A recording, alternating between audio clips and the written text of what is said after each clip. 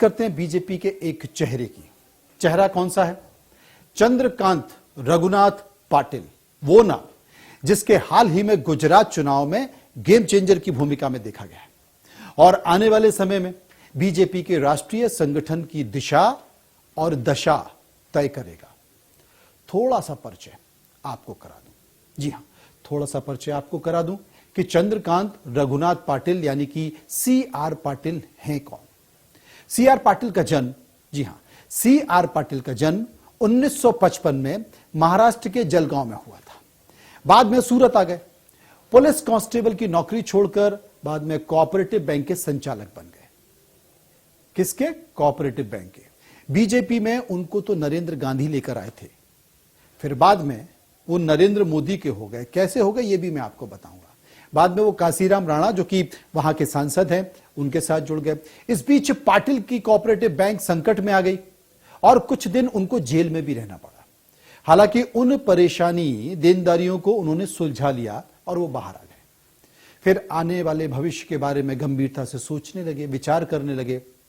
सूरत में सक्रिय कार्यकर्ता पार्टी के बन गए और खुद की एक टीम तैयार की और राजनीति में सक्रिय हो गए। 2009 में नरेंद्र मोदी ने उनको नवसारी सीट से पहला मौका दिया। उस चुनाव में उन्होंने 1.32% मतों के अंतर से उनको हराया। किसको? विपक्षी उम्मीदवार को।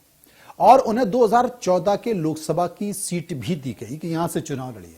इस चुनाव में उन्होंने अपने प्रतिद्वंदी कांग्रेस के उम्मीदवार बड़े अंतर से हराया उसको और कुल 7.72% वोटों पर कब्जा किया। अब 2019 का जब चुनाव आया तो 2019 में फिर से उनको लोकसभा का टिकट दिया गया। इस चुनाव में 70.37% वोट हासिल हुआ और देश के सबसे अधिक मत यानी कि 6,89,688 मतों से जीतकर वो सांसद बने। यहां मैं आपको यह भी बताना चाहता हूं कि CR पाटिल पूरे गुजरात में सबसे लोकप्रिय सांसद है और ये देश में इकलौते ऐसे सांसद हैं जिनका ऑफिस ISO सर्टिफाइड है। इनके ऑफिस का वातावरण कैसा है मैं आपको बताता हूं। कोई भी व्यक्ति जब इनके संसदीय कार्यालय में पहुंचता है तो उसका आदर और सम्मान के साथ स्वागत होता है। उसे चाय पानी खाने पीने की व्यवस्था के बारे में पूछा जाता है।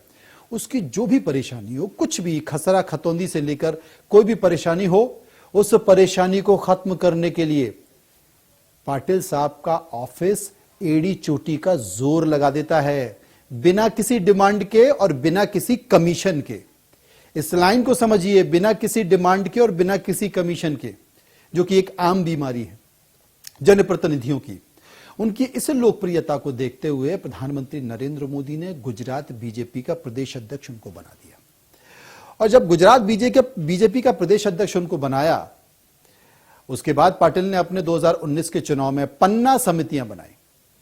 यहां मैं आपको यह बताना चाहता हूं कि आपने पन्ना प्रमुख के बारे में सुना होगा, क्योंकि पन्ना प्रमुख को बीजेपी ने एक आइडिया तो माना और इस आइडिया के तौर पर हर राज्य के चुनाव में वो उपयोग करती रही है कि पन्ना प्रमुख नियुक्त करती है।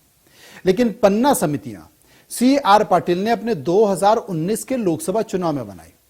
फिर यहां पर भी वो खुद चुनाव प्रचार में उतने ज्यादा सक्रिय नहीं रहे और ना ही किसी बड़े नेता को उन्होंने अपने चुनाव प्रचार में बुलाया, लेकिन वो रिकॉर्ड मतों से लोकसभा चुनाव जीते और अपने इस आइडिया को गुजरात चुनाव में उन्होंने लागू कर दिया, जिसके कारण विधानसभा चुनाव में अपार सफलता हासिल की और बीजेपी के 182 सीटों में से 156 सीटें हासिल की।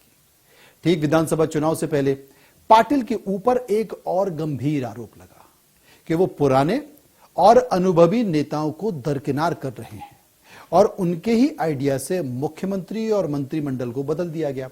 आपको याद होगा कि मुख्यमंत्री और पुराने मंत्री सारे बदल दिए गए, नया मुख्यमंत्री और नया मंत्रिमंडल।